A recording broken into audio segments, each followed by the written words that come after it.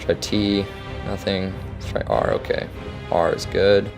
Okay, P looks like it's working. Don't have many more guesses though. In this video, we'll walk through how to build the game Hangman in Python. This will be a simple command line game. It'll allow for user input, and it'll also output a visual of the current hangman alongside the word that's being guessed at every turn. Hey everyone, it's Kalen from Kite, the AI autocomplete for Python. We'll be writing all of our code to run the program in a single Python file called hangman.py. Additionally, we'll have another Python file called words.py that holds a long list of words to use for the game. A link to the completed project is in the description of this video, so check that out if you're interested. Now let's get started. First, we need to define a function called getWord, which will return a word for our game. For this function, we can either create a list of words or we can import a list of words for the program to choose from. I previously created a file that contains a list of several hundred words, so I'm just going to import that list into our file. Then we want to randomly choose a word from this list, so let's also import the random library. Inside getWord, let's call random.choice on the word list. Kite actually presents this completion as I start typing rand. Next, we'll return this word in all uppercase by calling upper. We'll be converting all user input to uppercase to make our comparison logic simpler, and so the word is printed in all uppercase for the user to read. For the actual interactive gameplay, we're going to define a function called play. Let's create several variables that we will be updating during each turn the user takes. First, we want to display the word during each turn. Let's represent unguessed letters as underscores, and then show letters as correct guesses are made. To do this, let's make a string called word completion. This will be the same length as the chosen word. It will initially contain only underscores. Next, we'll create a variable called guessed that's initialized to false. Now let's create two lists. One that'll hold the letters the user guessed, and one that'll hold the words the user guessed. The last variable will be the number of tries. This corresponds to the number of body parts left to be drawn on the hangman before the user loses. Counting the head, body, both arms, and both legs, this will be 6. Quick side note, I've already created the 7 visual stages of Hangman. This includes the initial empty state as well as the other stages, and I store these in a list within the function called display hangman. The index of each stage corresponds to the number of tries the user has left. We'll be using this to display the current stage of Hangman at each turn in the command prompt. So back to the play function. After initializing the variables, let's print some initial output to help guide the user when the game starts. So for instance, let's play Hangman, the initial state of Hangman, and the initial state of the word with all underscores. We'll also print a new line here. The main chunk of our code will be encompassed in a while loop, and this will run until either the word is guessed or the user runs out of tries. So for the condition we'll write, while not guessed and tries is greater than 0. Since each iteration of the loop corresponds to a turn by the user, we'll first prompt the user for a guess with input, please guess a letter or word, and we'll store the guess in a variable. We'll also make sure to cast this to uppercase.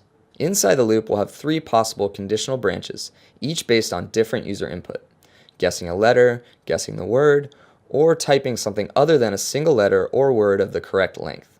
Let's create this if-else block. Guessing a letter would mean that guess has a length of 1 and contains only characters from the alphabet, so we'll call isAlpha on guess. Guessing a word would mean that the length of guess equals the length of the actual word and contains only letters. Then we'll have an else statement that'll catch everything else, and we can just print not a valid guess. After each guess is handled, we'll print the current state of the hangman and the word. We'll also print a new line to space out each turn. Let's start with guessing a letter. We're going to need another conditional block inside this if statement, checking if the letter has already been guessed, is not in the word, or is in the word. So if guess is in guessed letters, let's just print you already guessed the letter, and print the letter with it.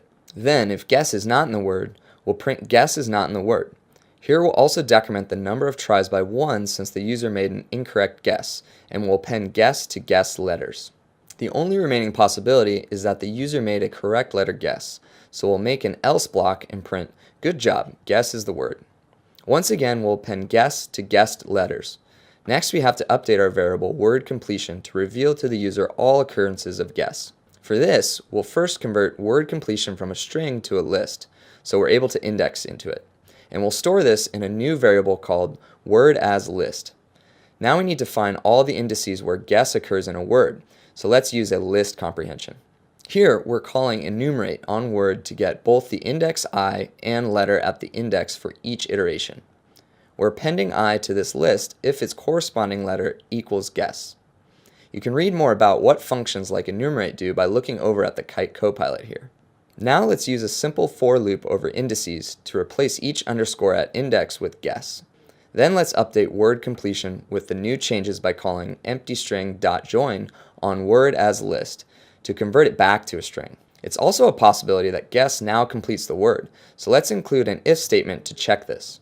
We write if underscore not in word completion guessed equals true. I wanted to take a moment to tell you more about Kite, which is an AI coding assistant that's being used in this video. Kite is a free plugin for your code editor that uses machine learning to save you keystrokes while you're programming. If you're using Atom, VS Code, Spider, PyCharm, Sublime, or Vim, Kite will seamlessly integrate into your coding workflow. Kite can complete entire lines of code and has a feature called intelligent snippets that will help you fill in arguments and method calls with variables defined earlier in the script. The window you'll see on the right side of my screen throughout the video is also a Kite feature called the Kite Copilot. It automatically shows you relevant Python documentation while you type based on your cursor location. The best part of Kite is that it's free and you can download it from the link in the description below. Now let's move on to the conditional for guessing a word. Similar to guessing a letter, we need another conditional block inside of the if statement, checking if the word has already been guessed is correct or is incorrect. So if guess is in guessed words, let's print you already guessed the word. If guess does not equal word, let's print guess is not in the word and decrement the number of tries by 1. Let's also make sure to append guess to guessed words. Then in our else statement, which means that the user correctly guessed the word, we'll set guess to true and word completion to the full word. And that finishes up our while loop. After the while loop, let's check whether the user guessed the word correctly or ran out of tries. We do this by checking if guessed is true, and if so, let's print congrats, you guessed the word, you win. Otherwise, we'll print sorry you ran out of tries, the word was, insert word, maybe next time.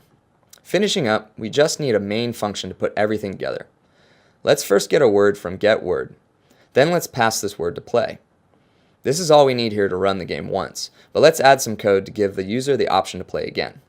Let's create a while loop asking the user for input, prompting play again, yes or no. We'll call upper on the input and check if it's equal to y. Then inside, we'll call the same two functions we did before. Therefore, our program will continue as long as the user types yes to play again. Lastly, we'll just add this code fragment here so that our program will run by running our script on the command line. And we're good to go. Now let's run our program. Okay, start the game, we'll type Python, hangman.py.